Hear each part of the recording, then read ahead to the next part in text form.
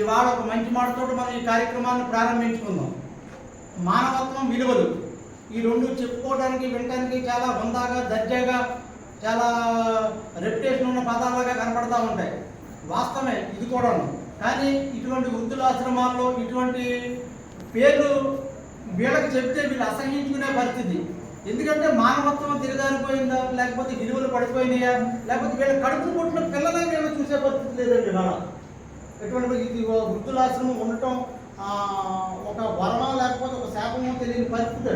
ఎందుకంటే మా బాబోళ్ళు ఆశ్రమాలు పెట్టకపోతే కనీసం వీళ్ళకి కూడా ఈ స్థానం ఉంది. అయినా కూడా మాకు ఉన్నందులో మేము ఇట్లా చేస్తూనే ఉంటాం. జనరల్గా ఎవరైనా సరే పిల్లలు తల్లిదండ్రులకి మన జన్మనిచ్చిన వాళ్ళు కని పెంచిన దేవుళ్ళు, గుళ్ళో దేవుళ్ళు కంటే వీళ్ళే గొప్పవాళ్ళు. చాలామంది పిల్లలు మన సమాజంలో అంటారు, నా తండ్రి నాకు అదే లేదు, నాకు ఇదే లేదు, తల్లి ఇదేమో లేదు, తమ్ముడికి ఎక్కువ ఇచ్చింది, లేకపోతే తోబుట్టులకి తక్కువ ఇచ్చారు, ఇలా ఎక్కువ తక్కువ గురించి మాట్లాడుతూ ఉంటారు. అందువల్ల మనం బయటికి కూడా గెంటేస్తున్నారు. మానవ సమాజం ఇవన్నీ విలువలన్నీ డబ్బు చుట్టూ తిరుగుతున్నాయి. ఇవాళ మనం ఏమి వికలాంగులు కాదు కదా, మనం సంపాదించుకోలేకపోతే దట్ ఈజ్ అవర్ ఫెయిల్యూర్. మన చేతగానితనం, మన అల్పత్వం. మన తల్లిదండ్రులు రెక్కలిచ్చారు చక్కగాను, మన సమాజాన్ని ఇవాళ మనం చూడగలుగుతున్నాం. ఇటువంటి పాజిటివ్ యాటిట్యూడ్ తోటి ఉండి మన తల్లిదండ్రులే దేవుళ్ళ కింద మనం భావించి ఇట్లా మనం వాళ్ళని కాపాడుకోవాలి. ఆఖరి స్టేజ్లో వాళ్ళకి మనం దగ్గరుండి అన్ని తానే చేయగలిగితేనే మన జన్మకి ఒక సార్థకత అనేది ఏర్పడుతుంది. సార్, ఆర్టీఐ ప్రొటెక్షన్ కౌన్సిల్ ఆధ్వర్యంలో మేము ఈ వృద్ధుల ఆశ్రమాన్ని గత 10 సంవత్సరాలుగా నిర్వహిస్తున్నాయి. ఈ జనవరితో 13వ సంవత్సరం ఎంటర్ అయ్యాలండి ఈ ఆశ్రమం. అట్లా అని చెప్పి మేము కూడా మిడిల్ క్లాస్ వాళ్ళం. ఒక 20,000 30,000 జీతం వస్తే బతుకుతాం కామన్ మ్యాన్.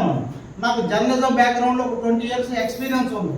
నీతి వాక్యాల పేపర్లో రాయడం ఒకటే కాదు, మనం చేసి చూపించాలనే ఆలోచనతో నేను కూడా డొక్కు సైకిల్ తొక్కుకుని మంచినే, మీలో మంచినే సమాజంలో.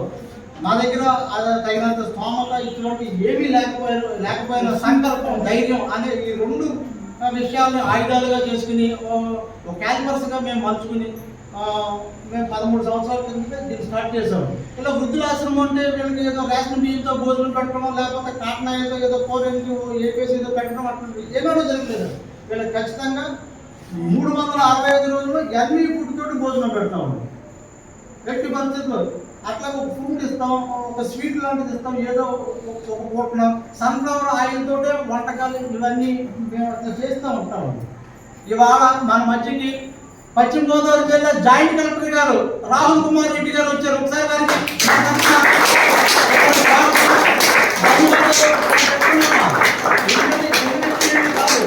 ఇవాళ మీరు వస్తా మనకి చాలా రకాల భోజనాది కార్యక్రమాలు ఇవన్నీ ఇవాళ యాపిల్స్, కమలాకాయలు ఇవన్నీ చాలా మనకి నాణ్యమైన ఫుడ్ ఇవన్నీ మనకి ఇవాళ మీరు తీసుకొచ్చే రాహుల్ కుమార్ రెడ్డి గారు జాయింట్ కలెక్టర్ గారు ఇవాళ. ఈరోజు తాటిమాకుల వెంకట శివ గోవిందరెడ్డి గారు 4వ వర్ధంతి కార్యక్రమం, సంస్మరణ కార్యక్రమం దాన్ని పురస్కరించుకుని ఇవాళ వారు ఇవన్నీ మనకి ఏర్పాటు చేశారు. ఒకసారి వారికి కూడా ఆత్మకు శాంతి కలగాలని, పైలోకంలో ఎక్కడున్నా సరే చక్కగా ఉండాలని, వారి కరుణా కటాక్షాలని ఆ కుటుంబం మీద కలగాలని మన ఆశ్రమం తరపున కూడా మీ తరపున కూడా ఒకసారి వారికి మనం ప్రార్థన చేస్తాం. ఇవాళ ఇక్కడికి వచ్చారు, మీరు మన ఆశ్రమం తరపున మరొకసారి ధన్యవాదాలు తెలియజేద్దాం. Thank you very much.